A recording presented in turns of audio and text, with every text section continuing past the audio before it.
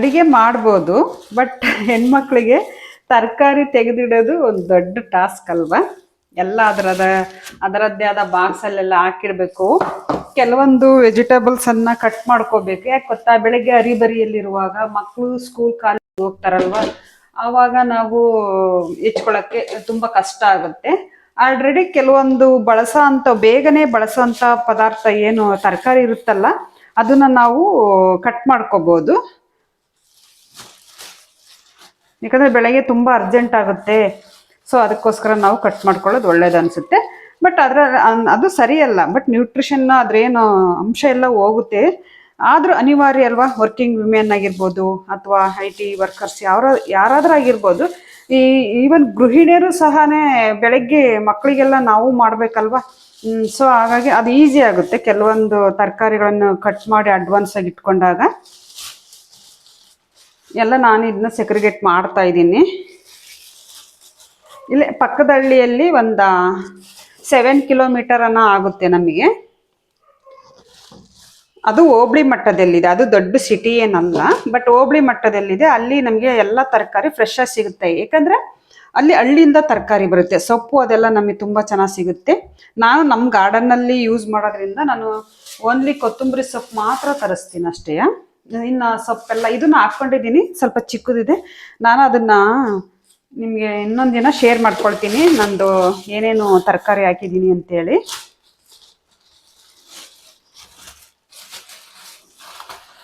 Already ನಾನು ಖಾಲಿಯಾಗಿತ್ತು ಎಲ್ಲ ಬಾಕ್ಸ್ಗಳನ್ನೆಲ್ಲ, ತರಕಾರಿ ಬಾಕ್ಸ್ ಎಲ್ಲ ತೊಳೆದು ಇಟ್ಟಿದ್ದೆ. ಈಗೇನು ಅವು ಎಲ್ಲ ಡ್ರೈ ಆಗಿದ್ದಾವೆ, ಇವನ್ನ ಹಾಗೆ ಇಡ್ತೀನಿ ನಾನು. ತರಕಾರಿ ಇಲ್ಲ ಅಂದರೆ ಅಡುಗೆ ಮಾಡೋಕ್ಕೆ ಇಂಟ್ರೆಸ್ಟೇ ಬರೋದಿಲ್ಲ ಅಲ್ವಾ ಎಲ್ಲ ಹೆಣ್ಮಕ್ಳಿಗೂ. ತರಕಾರಿ ಇದ್ದರೆ ಫಟಾಫಟ್ ಅಂತ ಏನಾದರೂ ಮಾಡ್ಬೋದು. ತರಕಾರಿ ಇಲ್ಲ ಅಂದರೆ ಚಿಂತೆ, ತರಕಾರಿ ಇಲ್ಲ ಏನು ಮಾಡೋದು ಅಂತ.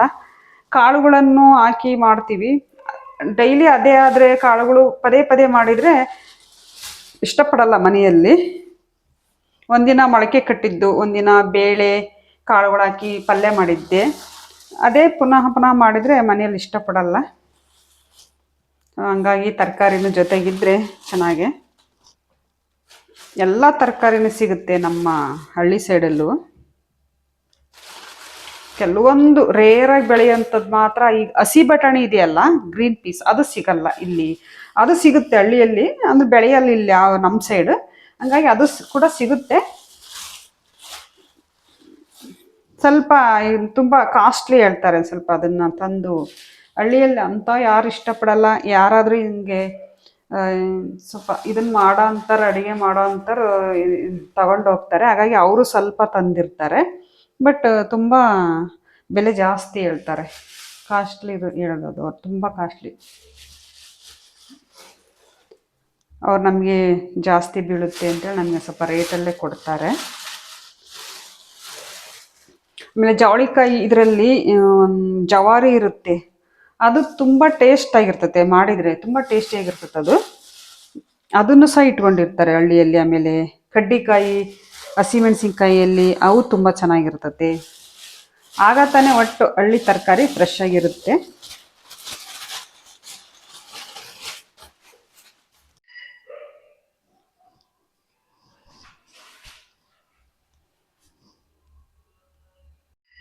ನಮ್ಮ ಹಳ್ಳಿ ತರಕಾರಿ ಹೇಗಿದೆ ಅಂತ ನೋಡಿ.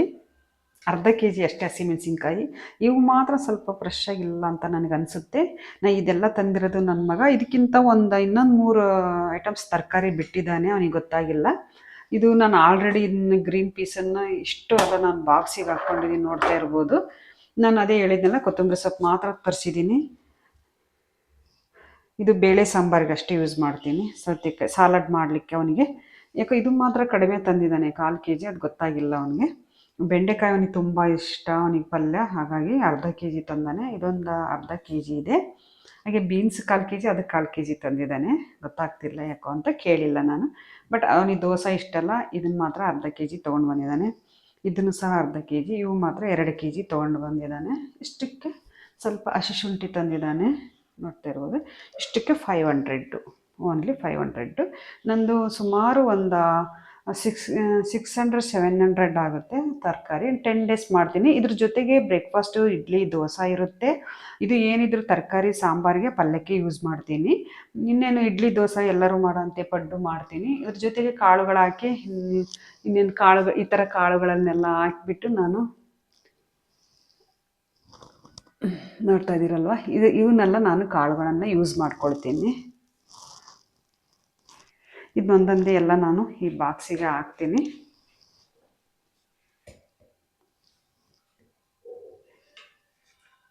ನೋಡಿ ಈ ಥರ ನಾನು ಸ್ಟೋರೇಜ್ ಬಾಕ್ಸಿಗೆಲ್ಲ ಹಾಕಿಟ್ಟಿದ್ದೀನಿ. ಇದು ನೋಡಿ ಇದನ್ನು ಹಾಕಿಡೋದಕ್ಕೂ ಟೈಮ್ ಆಗುತ್ತೆ, ಮತ್ತು ಕಟಿಂಗ್ ಮಾಡಬೇಕಲ್ಲ ಬೆಳಗ್ಗೆ, ತುಂಬ ಟೈಮ್ ಆಗುತ್ತೆ. ಸೊ ರಾತ್ರಿ ಟೈಮ್ ಇದ್ದರೆ ಈ ಥರ ನಾವು ಕಟ್ ಮಾಡಿ ಇಟ್ಕೋಬೋದು, ರಾತ್ರಿನೇ ಟೈಮ್ ಇದ್ದರೆ. ಸ್ಟೋರ್ ಬಾಕ್ಸಸ್ ಎಷ್ಟಿದ್ರೂ ಸಾಲಲ್ಲ. ಖಾರ ಪುಡಿ, ಸಾಂಬಾರು ಪುಡಿ, ಗುರಾಳ್ ಪುಡಿ, ಜೀರಿಗೆ, ಉಪ್ಪು, ಚೂರು ಅರಿಶಿನ, ಕಡಲೆಬೇಳೆ, ಈರುಳ್ಳಿ, ಕರಿಬೇವು, ಕೊತ್ತಂಬರಿ ಮತ್ತು ಹಸಿ ಕೊಬ್ಬರಿ, ಒಂದು ಸ್ವಲ್ಪ ಇದು ಹುಣಸೆ ರಸ. Hello everyone, good morning, welcome to my channel life with Netra. ನಾನು ನೇತ್ರ. ಎಲ್ಲ ತರಕಾರಿಗಳನ್ನು ತೋರಿಸಿದ್ದೀನಿ, ಫ್ರೆಶ್ ಆದ ತರಕಾರಿಯನ್ನು. ಈಗ ಬನ್ನಿ ಬದನೆಕಾಯಿ ಎಣ್ಗಾಯಿ ಪಲ್ಯ ಮಾಡೋದನ್ನು ಹೇಗೆ ಅಂತ ನೋಡ್ತಾ ಹೋಗ್ಬೋದು. ಎಲ್ಲ ಸ್ಪೈಸಸ್ ಎಲ್ಲ ಹಾಕಿ ಏನು ಬೇಕು ಅದನ್ನೆಲ್ಲ ಹೇಳಿದ್ದೀನಿ ನಿಮಗೆ, ಪೌಡರ್ ಅದು ಏನು ಬೇಕು ಅಂತೇಳಿ. ಈಗ ಅದನ್ನು ಫಿಲ್ ಮಾಡಿ ಅದರೊಳಗೆ ಹಾಕಿ ಸ್ವಲ್ಪ ಎಣ್ಣೆ ಹಾಕ್ಕೋಬೇಕು, ರುಚಿಗೆ ತಕ್ಕಷ್ಟು ಉಪ್ಪು ಹಾಕ್ಕೊಂಡು ಈ ಥರ ಪಲ್ಯನ ಅದರೊಳಗೆ ತುಂಬಿದರೆ ಇದನ್ನೆಲ್ಲ ತುಂಬಿದರೆ ಈ ಥರ ಪಲ್ಯ ರೆಡಿಯಾಗುತ್ತೆ. ಮತ್ತು ಅದೇ ದಿನ ನಾನು ಒಂದು ಮೆಂತ್ಯ ಪಲಾವ್ ಮಾಡಿದ್ದೆ. ಸಿಂಪಲ್ಲಾಗಿ, ಅದು ಏನು ಅಂತ ಮಸಾಲ ಪದಾರ್ಥ ಏನಾಗಿಲ್ಲ. ಬೀನ್ಸ್ ಮತ್ತು ಹಸಿ ಬಟಾಣಿ ಮತ್ತು ಮೆಂತ್ಯ ಸೊಪ್ಪನ್ನು ಹಾಕಿ ಆ್ಯಸ್ ಯೂಸ್ವಲ್ ಏನು ನೀವು ರುಬ್ಕೊಳಕ್ಕೆ ಹಾಕ್ತೀರ ಅದನ್ನೇ ಸಹ ನಾನು ಹಾಕಿದ್ದೆ, ನೋಡ್ತಾ ಇರ್ಬೋದು. ಇನ್ನು ಒಗ್ಗರಣೆಗೆ ಟೊಮೊಟೊ, ಒಂದು ಸ್ವಲ್ಪ ಈರುಳ್ಳಿ ಹೆಚ್ಕೊಂಡಿದ್ದೀನಿ, ಇದಕ್ಕೆ ಶುಂಠಿ ಎಲ್ಲ ಹಾಕಿ ರುಬ್ಕೊಂಡಿದ್ದೀನಿ. ಜೊತೆಗೆ ಇವಾಗ ಒಗ್ಗರಣೆ ಕೊಡ್ತಾ ಇದ್ದೀನಿ. ನಮ್ಮ ಗಾರ್ಡನ್ನಲ್ಲೇ ಬೆಳೆದಿರುವಂಥ ಮೆಂತ್ಯ ಸೊಪ್ಪಿನಿಂದ ನಾನು ಒಂದು ಸಿಂಪಲ್ಲಾದ ಪಲಾವ್ ಮಾಡಿದ್ದೀನಿ. ಹೆಚ್ಚಿಗೆ ಮಸಾಲ ಹಾಕಿದೆ. ಬಟಾಣಿ ಆಲ್ರೆಡಿ ಒಂದು ಸ್ವಲ್ಪ ಮೊಳಕೆ ಆಗಿದ್ದು ಯೂಸ್ ಮಾಡಿರಲಿಲ್ಲ. ವೆರಿ ಸಿಂಪಲ್ ಅಂತ ಹೇಳಿ ಈಸಿ ರೆಸಿಪಿ. ಬೆಳಗಿನ ಬ್ರೇಕ್ಫಾಸ್ಟ್ಗಾಗಿ ಮಾಡಿದ್ದಿದು. ಹಾಗೆ ರುಬ್ಕೊಂಡಿರುವಂಥ ಮಿಶ್ರಣ ಹಾಕಿ ರುಚಿಗೆ ತಕ್ಕಷ್ಟು ಉಪ್ಪನ್ನು ಹಾಕಿ ನಾವು ಒಂದು ಎಷ್ಟು ಬೇಕಾಗುತ್ತೆ ಅಷ್ಟು ಅಕ್ಕಿ, 1 ಕಪ್ಪು ಅಥವಾ 1.5 ಕಪ್ನಷ್ಟು ಹಾಕಿದ್ದೆ. ಅದಕ್ಕೆ ತಕ್ಕಂತೆ ಅಳತೆ ನೀರನ್ನು ಹಾಕಿ, ಅಳತೆ ತಕ್ಕಂತೆ ನೀರು ಹಾಕಿ 1-2 ವಿಸಲ್ ಕೂಗಿಸಿದ್ರೆ, ಜೊತೆಗೆ ಬೇಕಾದರೆ ಒಂಚೂರು ತುಪ್ಪನೂ ಸಹ ಹಾಕ್ಕೊಳ್ಬೋದು. ತುಂಬ ರುಚಿಯಾಗಿರುತ್ತೆ ಪಲಾವು. ಅದರಲ್ಲೂ ನಮ್ಮ ಗಾರ್ಡನ್ನಲ್ಲೇ ಬೆಳೆದಿರೋಂಥ ಪಲಾವ್, ಯಾವುದೇ ಔಷಧಿ ಗೊಬ್ಬರ ಏನೂ ಹಾಕದೇ ಇಲ್ಲದೆ ನ್ಯಾಚುರಲ್ಲಾಗಿ ಬೆಳೆದಿರೋಂತಹ ನಮ್ಮದು ಮೆಂತ್ಯ ಸೊಪ್ಪು ಉಪಯೋಗಿಸ್ಕೊಂಡು ನಾನು ಪಲಾವ್ ಮಾಡಿದ್ದೆ. ತುಂಬ ರುಚಿಯಾಗಿತ್ತು ಪಲಾವು.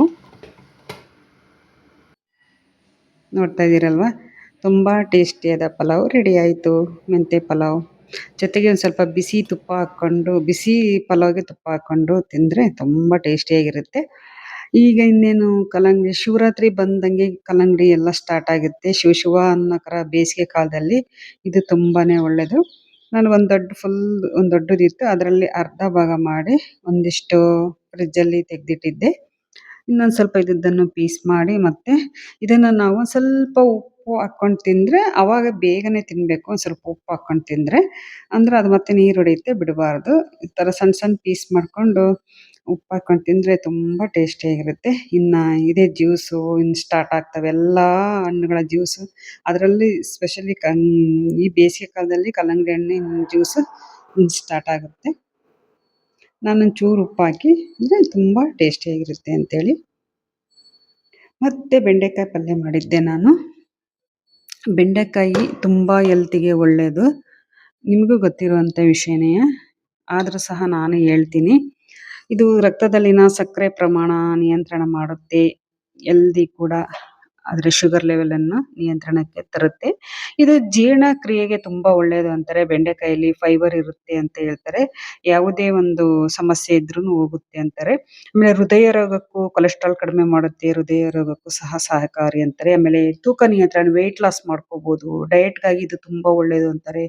ರೋಗ ನಿರೋಧಕ ಶಕ್ತಿಯನ್ನು ಸಹ ಹೆಚ್ಚಿಸುತ್ತೆ ಇದು ಅಂತ ಹೇಳ್ತಾರೆ. ವಿಟಮಿನ್ ಸಿ ಇರುತ್ತೆ ಅಂತ.